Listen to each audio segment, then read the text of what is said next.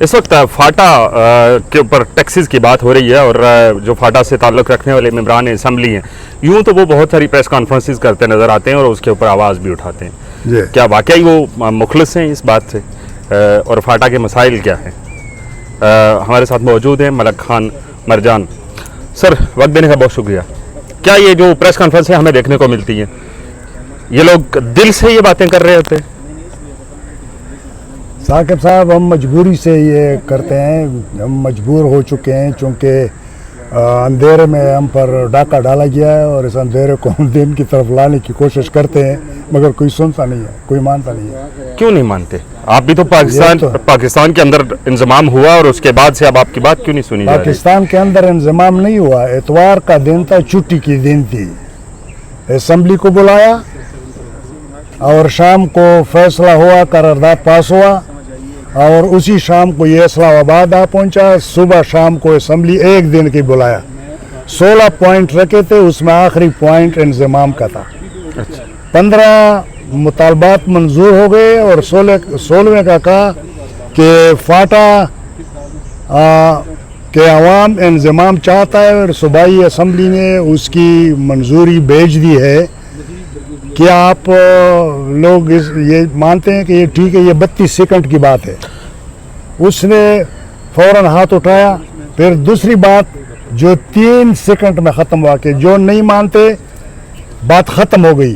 پھر کہا کہ اسمبلی غیر معینہ مدت تک کے لیے ختم. ملک صاحب، یہ اکثر کیوں ہوتا ہے جب پاکستان کے آئین کے اوپر کوئی قدغن لگانی ہو، کوئی آئینی ترامیم کرنی ہو، اس طرح کی حرکات کر کے، کیا یہ پاکستان کو مضبوط کیا جا رہا ہے؟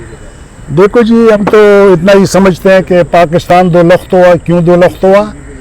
اگر مشرقی پاکستان کی اکثریت تھی تو چاہیے تھا کہ اس کو حکومت دے دیتے. ہماری تباہی ہو گئی، ہماری حد کی بے عزتی ہو گئی، جو کچھ ہمیں نے بذات خود دیکھا ہے. تو میرے خیال میں آپ یہی کہو گے کہ اس طرح ان پر بھی میرے خیال میں آج آپ نے پریس کانفرنس کی جی، اور کیا سمجھتے ہیں کہ اس پریس کانفرنس سے کوئی فرق پڑے گا؟ دیکھو جی، یہ تو ہم تو اپنا رونا روتے ہیں. اس کو بار بار ہم کوشش کرتے ہیں کہ ہم چیئرمین سینٹ سے ملے. ہم چاہتے ہیں کہ مولانا سے ملے، اسد کیسر سے ملے، دوسروں سے ملے. سارے جو باقی تو چلو ٹھیک ہے، بزی ہوں گے پارٹی کے جی بزی ہوں گے کہیں نہ کہیں. جی، یہ اسد کیسر صاحب تو کے پی کے اندر ہی ہوتے ہیں. یہ اسد کیسر صاحب وہی بات ہے کہ منہ میں رام رام بغل میں چوری والی بات ہے. اس کا یہ انضمام بھی انہوں نے وہاں سے کرایا، اور یہ منظوری بھی اس نے دی. اور آج بھی ہمیں کہتے ہیں کہ میں انضمام کا مخالف ہوں. یہ غلط ہوا ہے. مگر کل کے جرگے میں انہوں نے کہا ہے کہ انضمام ایک بار ہوا ہے، اس کو واپس نہیں ہو سکتا. مگر میں بھی آپ کو یہ کہہ، لیکن یہ ڈیول فیسز کیوں؟ یہ تو میرے خیال میں ان سیاستدانوں کا وہ طریقہ ارادت ہے، یہ کرتے رہتے ہیں. اس ملک کو کیوں تباہی کی طرف لے چلتے ہیں. کیا فاٹا کا تاجر ٹیکس دے گا؟ سوال ہی پیدا نہیں ہوتا. اگر یہ زبردستی لینا چاہیں گے تو کیا کریں گے؟ نہیں لے سکتا. سوال ہی پیدا نہیں ہوتا. آپ نے بتایا آپ وہاں کے مشر ہیں، وہاں اپنے جرگے ہیں، ساری چیزیں، وہ سارا ایریا دیکھتے ہیں. جی، کسی بھی گورنمنٹ کوئی بھی فلائی جو ریاست ہوتی ہے وہ ٹیکس وہاں سے کلیکٹ کرتی ہے جہاں پہ سہولیات دیتی ہے. آپ کو سہولیات کیا ملی؟ ہمیں سہولیات ہی ملی. آج کی بات میں آپ کو بتاؤں کہ ہم پشاور سے اسلام آباد آ رہے تھے. یہاں پر یہ ٹول پلازا پہ ہم 200 روپے دیتے تھے، اور جب ہم نے 500 روپے کا نوٹ دیا تو اس نے کہا کہ نہیں، 850 روپے دینا ہوگا، چونکہ ہمارا خزانہ خالی ہوا ہے. یہ سہولت ملی آپ؟ یہ ہمیں سہولت ملی ہے. وہاں پہ کیا انہوں نے ڈیولپمنٹس کیا کیے انضمام کے بعد؟ کچھ بھی نہیں کیا ہوا ہے. کچھ بھی نہیں کیا ہوا ہے. بندر بانٹ کی ہوئی ہے، اور اس میں فرام ٹاپ ٹو باٹم سب ملوث ہے.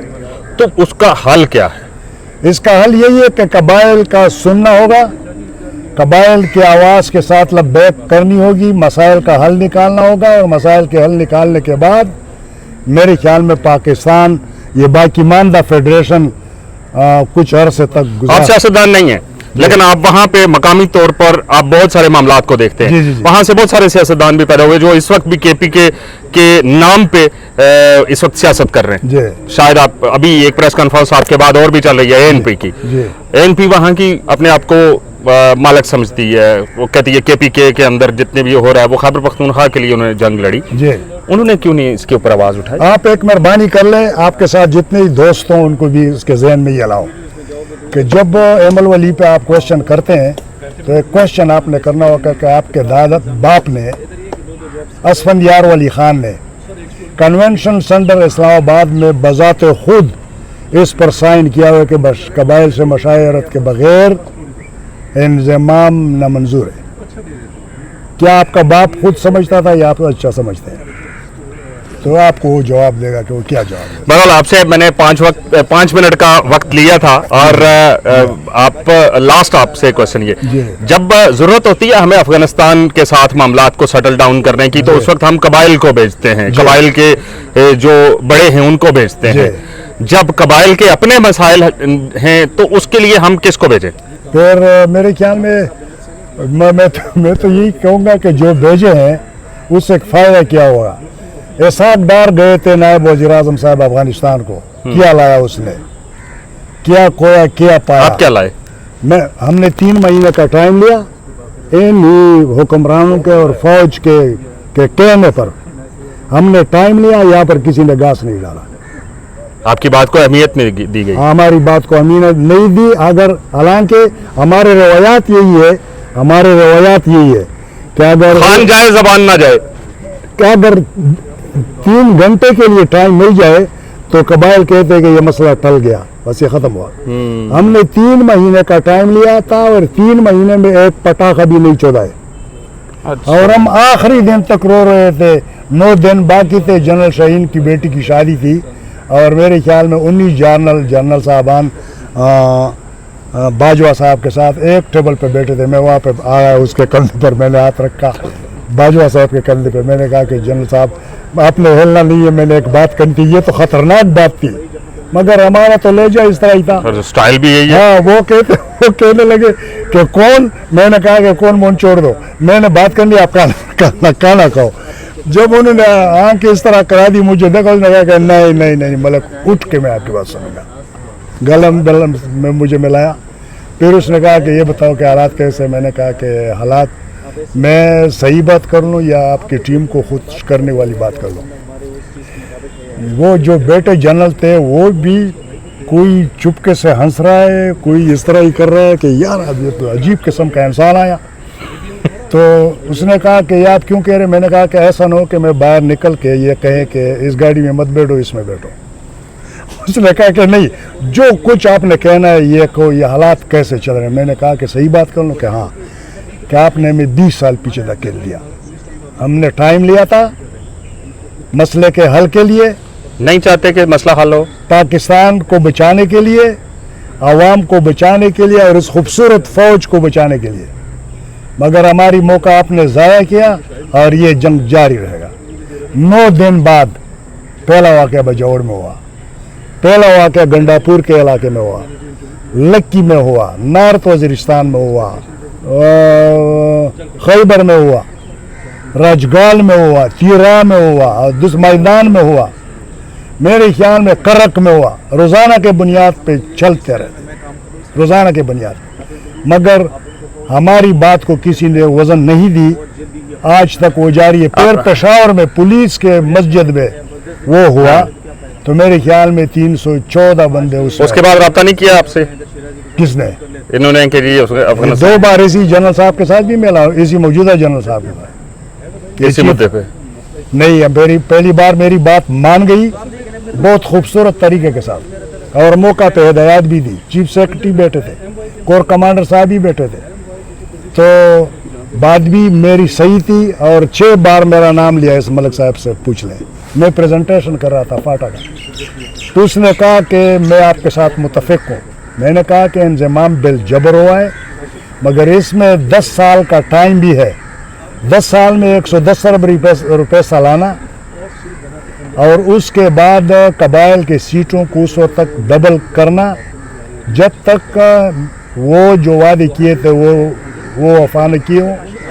اور دوسرا یہ کہ ہر ایک ایجنسی میں وہ جو چیزیں انہوں نے کہی ہے, کیڈٹ کالج, یہ گرلز کالج, فلانا گرلز کالج جو وہاں پہ, یہ ہم نے یہ سنا, ہم کیونکہ یہاں شہر اقتدار میں بیٹھے ہیں تو ہمیں یہ بتایا جاتا ہے کہ وہاں پہ تو لڑکیوں کی تعلیم کے خلاف ہیں لوگ. نہیں ہمیں یہ بتایا جاتا نا. اب میں تو آپ کے علاقے میں نہیں گیا.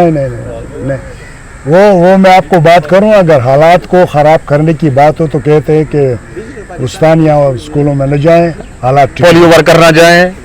اچھا, یہ کہانی ہے بیچ میں. بہرحال ہم سب دعا کر سکتے ہیں کہ پاکستان کے اندر امن قائم ہو جائے, اور امن قائم ہوگا تو پاکستان آگے بڑھے گا. اور امن قائم کرنے کے لیے اس طرح کے لوگ جو بے لوث ہیں, جن کی تنخواہ نہیں ہے, جو اپنا خرچہ کر کے امن کو بحال کرنے کے لیے ملک سے باہر بھی جاتے ہیں اور ملک کے اندر بھی کام کرتے ہیں, ان کی حوصلہ افزائی کرنی چاہیے. بیٹا آج آپ نے ہر صورت میں یہ این پی والوں پر یہ کوشچن کرنا ہوگا, برسرعام کرنا ہوگا. نہیں, وہ تو ایمل ولی صاحب سے پارلیمنٹ کے باہر کریں گے نا. ایک بات آپ کو کہ انضمام سے پہلے یہ کنونشن سینٹر اسلام آباد میں پورے پاکستان کی سیاسی پارٹیوں کا ایک جرگہ ہوا, اور اس میں بڑے تعداد میں قبائل بھی موجود تھے, تقریباً 2,500-3,000 قبائل بھی موجود تھے.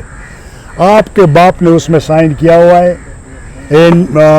پیپل پارٹی کے فرحت اللہ بابر نے سائن کیا ہوا ہے, چودھری شجاعت نے کیا ہوا ہے, نواز شریف نے اسمبلی میں اپنے کرسی پہ بحیثیت وزیر اعظم انہوں نے سائن کیا ہوا ہے.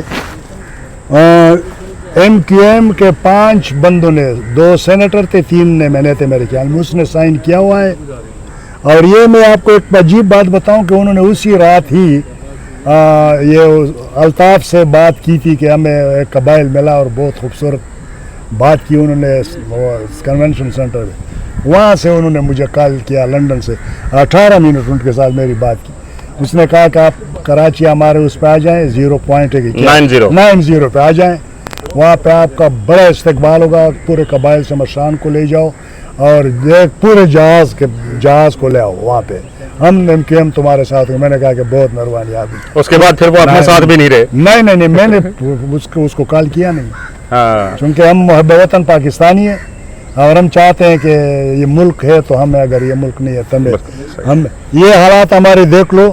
میں نے گھٹنے کی آپریشن کی ہوئی ہے, میں نے معدے کا آپریشن کیا ہوا ہے, لیکن پھر بھی کام کر رہے ہیں. اس کے بعد میں نے اس جرگے میں جب کابل گیا ہوا تھا, یہ کیا ہے یہ کولمیتا سوئی ہے نا, یہ آنت کا آپریشن کیا ہوا ہے. وہاں پہ میں پسل گیا پی سی ہوٹل میں.